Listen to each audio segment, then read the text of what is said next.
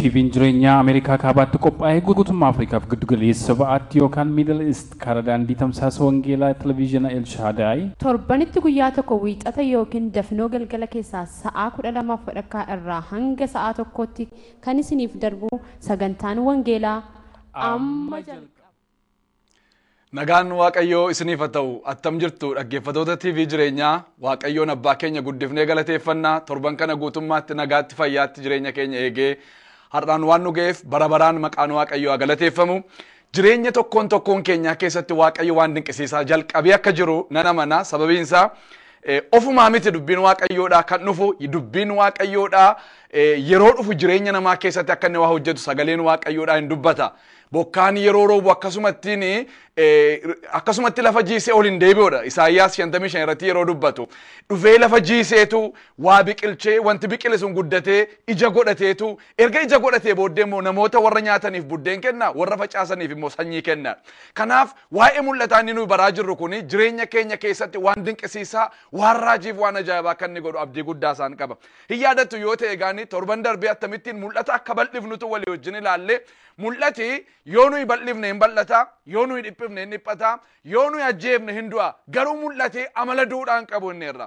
Namoonni warri mul'aticha fuudhanii garuu yoo ukkaamsan yoo dhaqanii awwaalanii awwaalamuu danda'a. Nu garuu warra mul'ata awwaalanatu hin taane warra mul'ata dhiphisanatu hin taane attam goonee mul'ata bal'isuu dandeenya attamittiin mul'ata guddifna isa Waaqayyo nutti kenne kana attamitti goonee guddisuu dandeenya isa jedhutu walii wajjiniin ilaaluu jalqabne.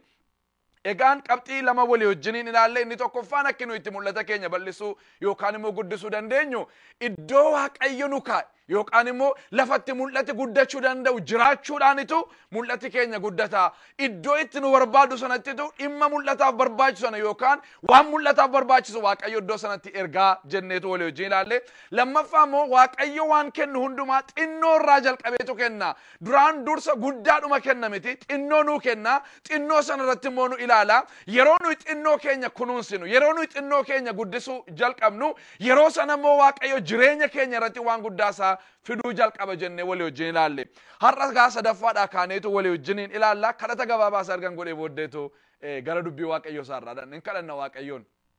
Galanni siif haa ta'u yaa Waaqayyo jireenya keenya guutummaa guutuutti eeddee geggeessitee har'aan waan nu geesseef bara baraan maqaan kee haa galateeffamu. Amma immoo sagalee kee dhaga'uuf jenna balballi bantii Waaqaa kun nurratti banamee yaa Waaqayyo sagaleen kee dhowwaa tokko malee maqaa Yesuusiin gara jireenya keenyaa dhufu. Nuyis dubbii keetiin akka jijjiiramnu akka dubbii keettis akka jiraannuuf nu gargaari. Humna dubbii kanaan jireenya keenya hojjedhu anis garbichi kee dubbii kee qajeelchee dubbachuudhaaf na gargaari. Maqaa gooftaa keenya maqaa Yesuusiin ameen. Inni sadaffaan mul'ata guddisuudhaaf yookaan bal'isuudhaaf kan nu gargaaru inni sadaffaanii yeroo waan tokko duwwaa irratti xiyyaafannudha. Yeroo waan tokko duwwaa irratti xiyyaaffannu. Namoonni yeroo baay'ee si'a tokkichatu waan baay'ee wal faana jalqabuu barbaadu. Si'uma tokkichatu waan lama, waan sadii, waan afur wal faana jalqabaniitu wal faana hojjechuu barbaadu.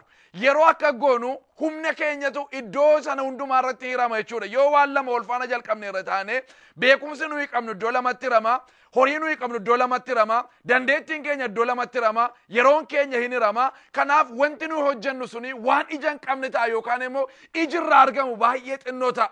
Yeroo garuu waan tokko jalqabnee waanuma sana irratti humna keenya yeroo keenya dandeettii keenya qabeenya keenya hundumaa isa irratti dhangalaafnee waan hojjennuufi yeroo hundumaa waa'ee waan sanaa duwwaa waan yaadnuufi wanti nuyi hojjennu suni waan ija qabu waan guddatee namoota baay'eedhaaf bu'aa buusuu namoota baay'eef bu'aa buusuu ta'eetu argamachuudha. Kanaaf Waaqayyo maal barbaada? Nuyi waan tokko irratti akka nuyi xiyyaaffannutu barbaada. Luqaas boqonnaa 10 lakkoofsa 41 yoo ilaaltan akka jedha. Gooftaan garuu deebiseefi yaa Maartaa atin yaaddoofta waan baay'eettis amma camta. Kan barbaachisu garuu waan tokkicha. Maariyaam qooda ishee duraa hin fudhatamne sana fo'atteetti jedheen. Gooftaatu mana Maariyaamiif Maartaatti simatame. Yeroo simatamu Maariyaam wanti isheen goote miilla gooftaa jala dhaqxee teesseetu dubbii isaarraa dhageesse dubbii afaan isaa keessaa ba'u.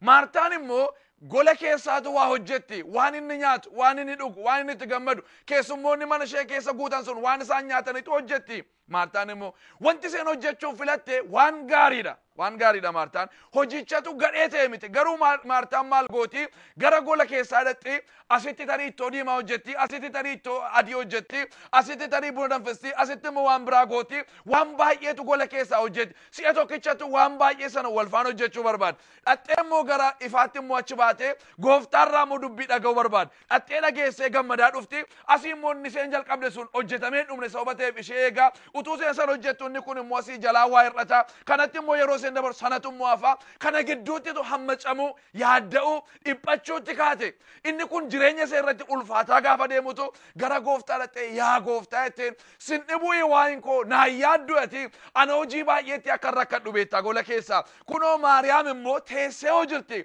maaliif isheen aan ergitu dhuftee akka isheen na gargaartuuf jetteetu gaafatteen yeroo kana gooftaan akka jedheen yaa Maartaa jedheen ati waan baay'eetti yaaddoftaa waan meeqatti waan baay'eetti yaaddoftaati waan baay'eetti immoo hamma camtaa hin yaaddofti hin hamma camti immooti waan meeqatti waan baay'eetti garuu wanti barbaachisu waan meeqadhe waan tokko duwwaadha Maariyaam waan ishee jalaa hin fudhatamne waan ishee jalaa hin banne waan ishee jalaa hin moofofne waan gaarii waan dhibaa waan barbaachisaa qooda gaarii fo'atteetti isheen kanarraa ka'ii deemiin hin jedhani ati iyyuu amma camuu keessa jirta ati iyyuu yaaddoo guddaa keessa jirta yaa Maartaa ittiin jedhe gooftaa Yesuus har'a waan meeqatti rakkachaa irra laata har'a waan meeqatti yaaddaa harta laata har'a waan meeqatti amma camaa jirta gooftaan kana keessaa ba'i jedha gooftaan boqonnaadha gooftaan haara galfiidha yeroo waan tokko fuulleffattee waan tokko duukaa deemtu maal ta'aa deemta waan sana irrattitu yaada kee gattee waan hojjettuuf ija godhata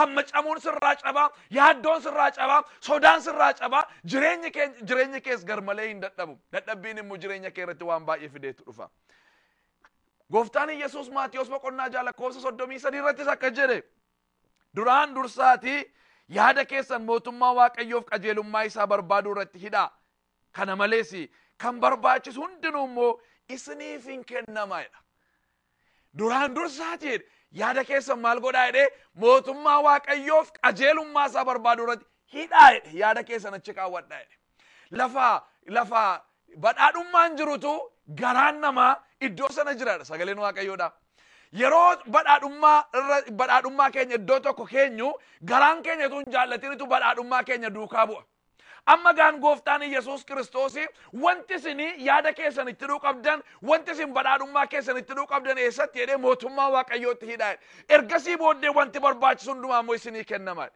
maqaan Waaqayyoo galateeffamu yeroo baay'ee namoonni maal godhu waan barbaachisu sana duukaatu fiigu yeroo waan barbaachisu sana duukaa fiinnu maal taana wanta barbaachisu sana argachuu hin dandeenyu sababiin isaa maaliif nuyi waan sana barbaaduudhaaf miti kan nuyi uumamne namni wanti inni uumameef mootummaa Waaqayyoof jiraachuudhaaf uumame namni yeroo nuyi mootummaa Waaqayyootiif jiraannu wantoonni barbaachisan hundumtuu immoo nu barbaadu sababiin isaa maaliif isaan nuuf uumamani nummoo mootummaa Waaqayyootiif uumamne wanti nama gararraa jiru mootummaa Waaqayyootiif yeroo waan nu gararraa jirutti hidhannu nuyi yeroo waan nu gararraa jiru yaannu nuyi wanti nu gajjallaa jiru hundumtuu nu barbaacha deema yeroo waan gadi duukaa adeemnu garuu isaan nu dhufuu hin danda'ani sababiin isaa nutu karaarraa gore sababateef kanaaf gooftaan waan tokkotu jira wanti cimaan jedhe wanti barbaachisaan jedhe mootummaa Waaqayyoof qajeelummaa isaatti yaada keessanidha ergasii booddee wanti barbaachisu hundumtuu gara keessan dhufu hin fuulleffatu isin barbaachuutti jedheetu dubbate Luqaas boqonnaa 18 lakkoofsa 22 irratti immoo akka jedhe namicha badhaadhaa tokkotu dargaggeessa badhaadhaa tokkotu gara gooftaa dhufee yaa barsiisaa gaarii jedhe jireenya bara baraatti galuudhaaf maal gochuun narra raata jedheetu gaafate maaliif gaarii naan jettaa inni gaariin Waaqayyo isa tokkicha sana duwwaadha jedheetu dubbate gooftaa Yesuus erga kana jedhee booddee dargaggeessi suni gaaffinni gaafateef deebisuudhaaf ka'e akka jedheeni mootummaa Waaqayyootti galuudhaaf isa caafamee jiru isa kenname abboommii Waaqayyoo sana eegi jedhe isa kam abboommii Waaqayyoo sun jedheen abboommii Waaqayyoo sanatu itti lakkaa'e innis namaaf nama gidduu isa jiru hin ejjin hin hatin sobaan namarratti dhugaan bahin hin hawwin isa jedhu sanatu lafa kaa'eef ja'ansaa gooftaa Yesuus ergasii booddee kana ijoollummaa kootii kaasee ittan jiraadhe kanatti dogoggora hin qabu kanarra gaaf tokko daddarbeen beeku ittan guddadhe kun amala kooti kun jireenya kooti attam dinqiidha dargaggeessi kuni dargaggummaa isaa keessa abboommii waaqayyooti jiraachuun isaa attam dinqiidha erga kana gootee gaadhe gooftaan waan tokko si hafe innis immoo waan qabdu hundumaa gurguriitiin erga gurgurtee booddee immoo hiyyeessaa firiitiin harka kee duwwaatti yeroo haftu kottuuti na duukaa bu'e innatti itti barbaadamtu isa kana waan tokko duwwaa si hafe amma ati fixatteetta guuttatteetta wanti si hafe tokko duwwaadhaan yoo isa kana gootee hin raawwatteeti jedheen inni kuni garuu dargaggeessichaaf maal ture cimaa ture hin dandeenye inni kana ulfaataa ture isaaf kanaaf dhiyeesseetu adeeme dargaggeessi sun egaan walumaa galatti wanti isinitti himu barbaadu waaqayyo maal barbaada mul'atti keenya akka bal'atuu fi waan tokko irratti akka nuyi xiyyeeffannu barbaada namoota waan baay'ee godhee nu uume waaqayyo nama waan tokkichaa godhee nu uume waaqayyo har'a ajandaan waldaa kiristaanaa baay'ateera ajandaan waldaa kiristaanaatti kenname garuu tokko duwwaadha innis wangeela mootummaa kana biyya lafaatiin akka isheen geessuufitu waaqayyo waldaa kiristaanaa waame har'a ajandaan waldaa kiristaanaa baay'ateera meeqa obboleessa kwaan kee ajandaan meeqa obboleettii kwaan kee ajandaan waaqayyo waan tokko irratti fuulleffadhu siin jedha waan tokko irratti yeroo fuulleffadhu wanti sun immoo hin bal'ata qixxee malee maqaan waaqayyo haa galateeffamu inni arfaffaan of safaruurraa yoo of eedde mul'anni kee hin bal'ata namoonni yeroo baay'ee of safaru of tilmaamu daangaa ofitti ijaaru kana hin danda'uun jedhu waa tokko keessa of galchu keessaa ba'uu kan dandeenyetti waaqayyo garuu har'a dallaa sanatu diigee nu dabarsuu barbaada isa nuyi daangaa goone daangaa sana cabsee gara hundumaan akka nuyi bal'annutu barbaada waaqayyo raajii zakkaariyaasiin hin dubbisa boqonnaa 2:1 kaasee akka jedha ammasii yemmuun ol ilaalee kunoo nama finyoo safaraa harkatti baatee dhaabbatu tokko nan arge yeroo sanatti ani eessa dhaqxaa jedhee isa nan gaafadhe inni immoo deebisee Yerusaalem hammam akka bal'attuu fi hammam akka dheerattu safaree ilaaluudhaaf ani dhaqa naan jedhe ergamaa inni anaa wajjin dubbachaa ture sun yemmuu gadi ba'ee ergamaan tokko isatti dhufee fiigiitii dargaggeessicha sanaan Yerusaalem sababa namoonni baay'eenii fi horii baay'een ishee keessa jiraataniif mandaraa dallaa dhagaan itti hin ijaaramne hin taati ani waaqayyo fi kootii naannoo isheetti dallaa ibiddaa isheedhaaf nan ta'a ishee keessattis ulfina nan ta'a jedha waaqayyo jedheetu dubbata zakkaariyaas ol ilaaleen jedha ergamaa waaqayyoodhaan argeedha ergamaan kun immoo finyoo safaraa of harkaa qaba jedheetu dubbata maal gootaa finyicha jedheen gaafadhe yeroo sanatu Yerusaalem hammam akka dheerattuuf hammam akka isheen bal'attu safaree ilaaluudhaaf deemaa jira naan jedhee erga kanaan jedhee booddee bahee sokkeedha erga inni sokkee booddee ergamaan tokko ammas bantii waaqaa keessaa dhufeedha itti dhufe ergamichatti erga itti dhufee booddee dargaggeessa sanaan Yerusaalemi sababa namoonni baay'een ishee keessa jiraataniif sababa horii baay'een ishee keessa jiraataniif mandara dallaan ittiin ijaaramne mandara dallaa dhagaan ittiin ijaaramne hin taati an ofii kootii kellaa dhagaan isheedhaaf ta'a kellaa dhagaan isheedhaaf ta'a an ofii kootiin ishee keessatti ulfina ta'a hin safaramtu Yerusaalem jedheetu itti dubbate dargaggeessichi Zakkaariyaas tarii yaada isaa keessatti hammam taatii laata Yerusaalem jedhee yaada ture ta'a kanaaf waaqayyo hin safaramtu Yerusaalem safaran qabdu Yerusaalem saba guddaatu Yerusaalem keessa jiraata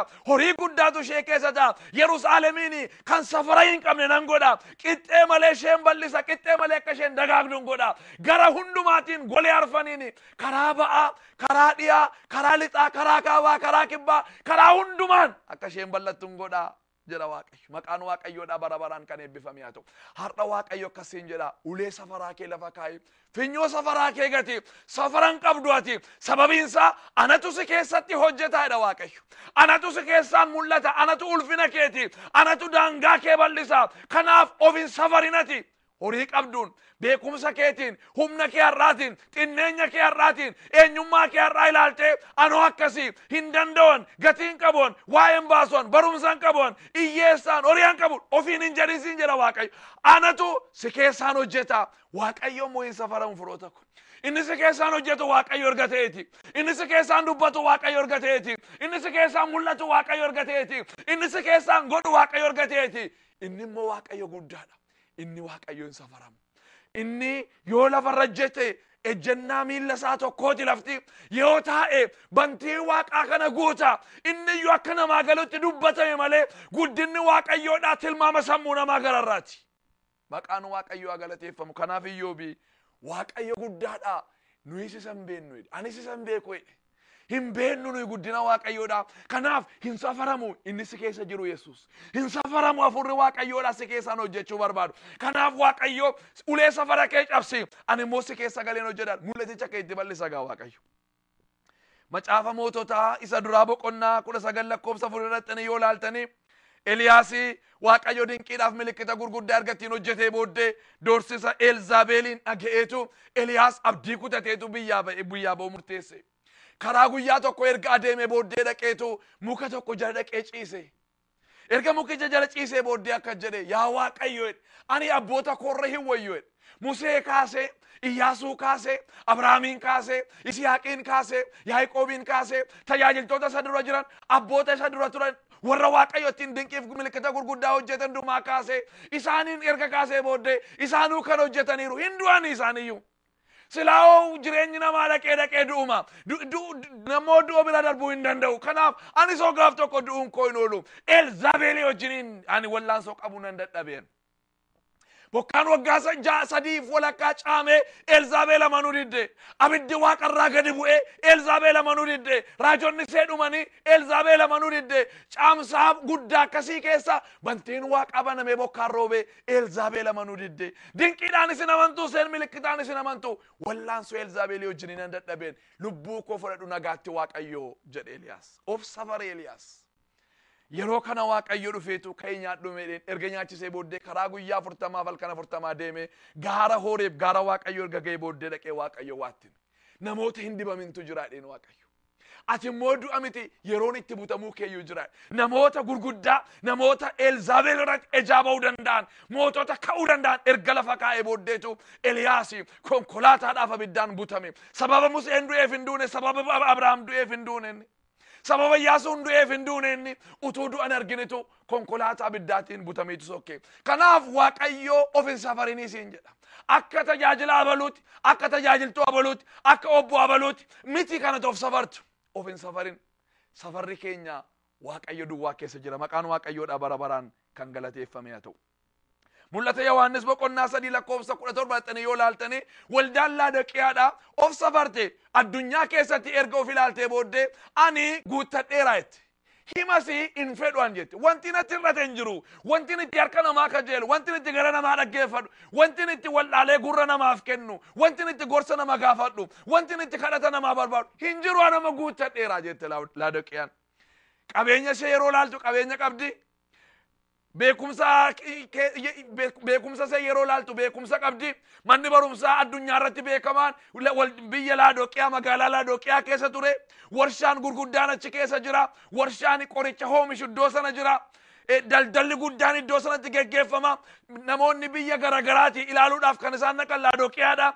Iji nama hundumaa Laadoqiyaarra waan jiruufi Laadoqiyaan erga of ilaaltee booddee ani man fedhu jette anama guuttadheera gaadhaan jette. Namaan of safarte.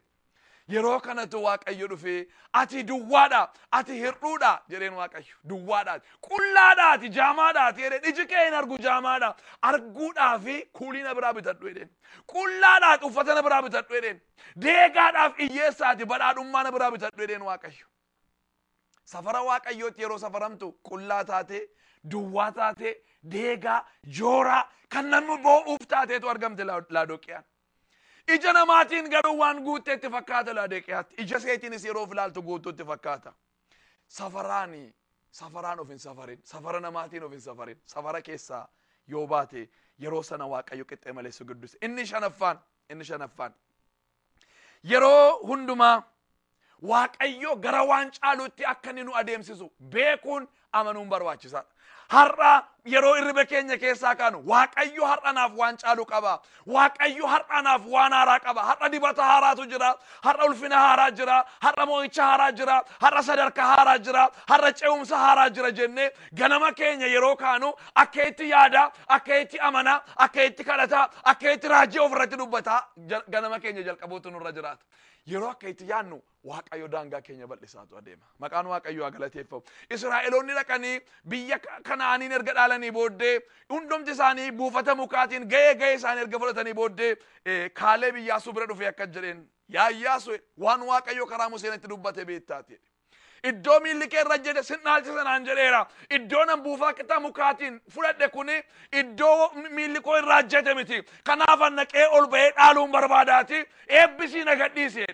Fudhateera lafa laala, dhaareera lafa laala, nan gawwede waan caalu jiraat, waan wayyu jiraat, waaqayyo gara waan caalutti na adeemsaa jiran, kun gosa kootiif, kun saba kootiif xinnoodha kuneer, sabi koo saba bal'aadha, gosi koo gosa bal'aadha, waan caalu natti mul'ataa jira, ammayyuu an hin dulloomne, akkasa waggaa 40 duraa loluu nan danda'an ammayyuu jedhe Kaaleb.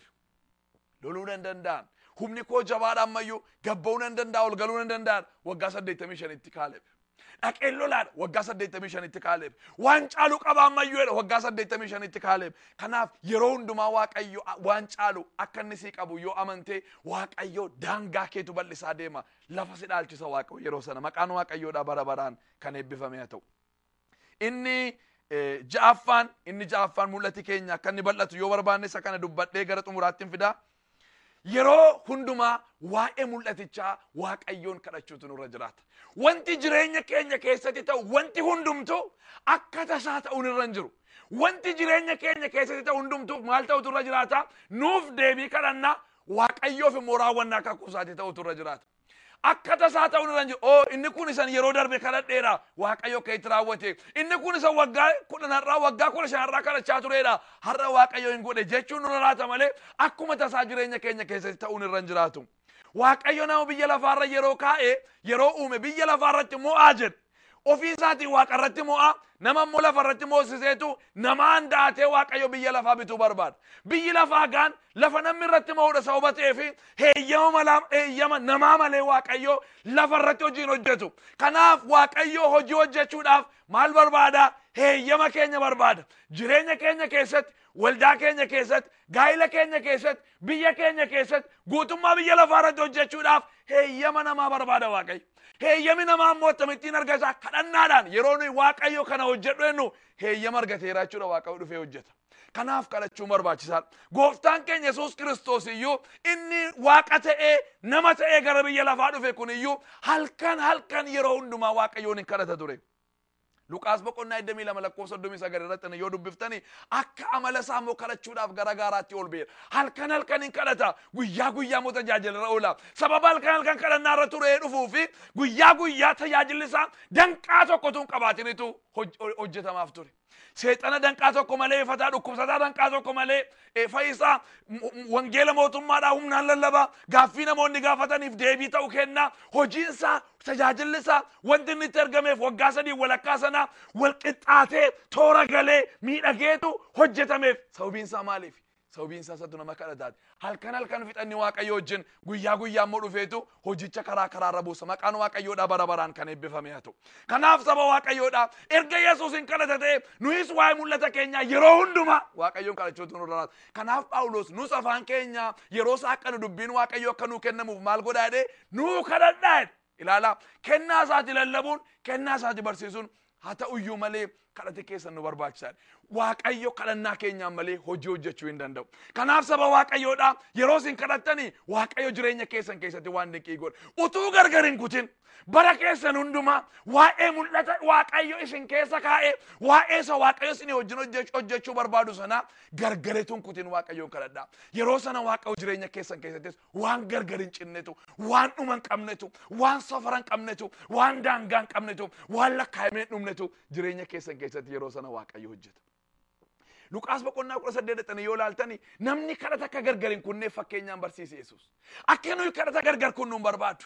maqaan waaqayyoo galateeffamu kadhati akka gargarcituun barbaadu sagaleen waaqayyoodhaas macaafa raajotaa keessatti yoo ilaaltanii isinii warri waaqayyoon yaadachiiftanii calluman jedhinaa anis calluman jedhu waa Yerusaalemiif hamma yoomii hamma seen biyya lafaatti galateeffamtuuf jajamtuu taatutti jedhe waaqayyos calin jedhu atis garuu calluman jedhe afaan keen qabatin yeroo hundumaa waaqayyoon kaadhu maqaan waaqayyoo bara baraan kan eebbifame haa ta'u har'a warri gooftaa Yesuus Kiristoosiin akka fayyisaa lubbuu keessanitti hin fudhatin jirtan dubbiin waaqayyoo kun garuu garaa keessanitti kan bu'e kana booddee gooftaa kana jireenya koorratti moosee isaa wajjin jiraachuun barbaada namoonni jettanii yoo jiraattanii kadhata gabaabaa kan na duukaa bu'aatii jedha ergasii booddee sanbata guddaa dhufu gara waldaa kiristaanaa naannoo keessanii jirtu dhaqaatii gooftaa Yesuus Kiristoosiin fayyisaa lubbuu koo godhadhee fudhadheera maal gochuun irra jiraata jedha isaan gaafadha isaan immoo waan barbaachisu isinitti himu nuufis yoo nuu barreessitan immoo nummoo isin ordofuu hin dandeenya kanaaf kadhata kana wajjiniin kadhadhaa mataa keessan gadi qabadhaatii ija keessan walitti qabadhaa harka keessan gara waaqayyootti ol kaasaatii waan anjeewu na duukaa jedha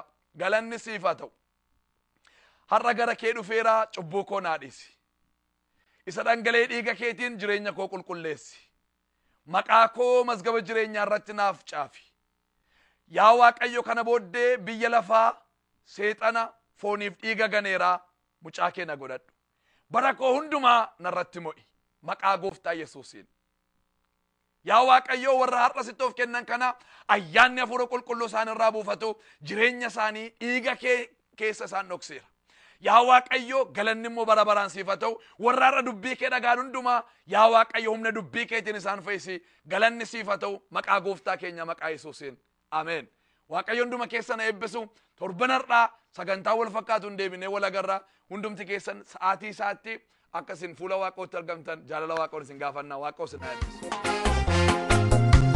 Ijoolleen fudhadhu firooma bitaacha ilmaan talamooti abbaan hin dhalchineen waamamaa jiraachuun naaf salphina kooti jedhee tomantiidhaan Museen isii deeme kananii manormaa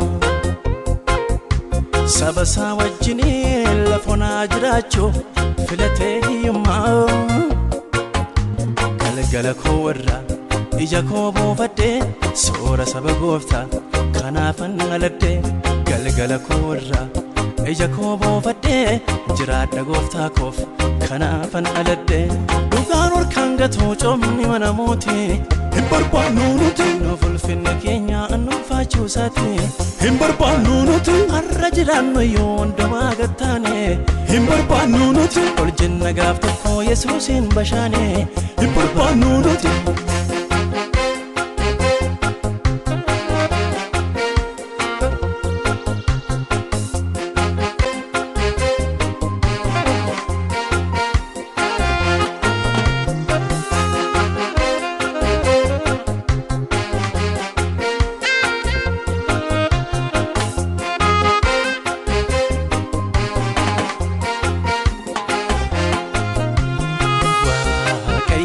Gatina mabasa waaqayyo gatina mabasa lakkaa'ee deebisa namni sin ammata isuma facaasa ammarratee nyaata gombisaa daabaase aduun qajeelota sin oolu mul'ata waaqayyo dhugaadha dhugaa eenyu gata namni sin ammata isuma facaasa ammarratee nyaata gombisaa daabaase aduun qajeelota sin oolu mul'ata waaqayyo dhugaadha dhugaa eenyu gata.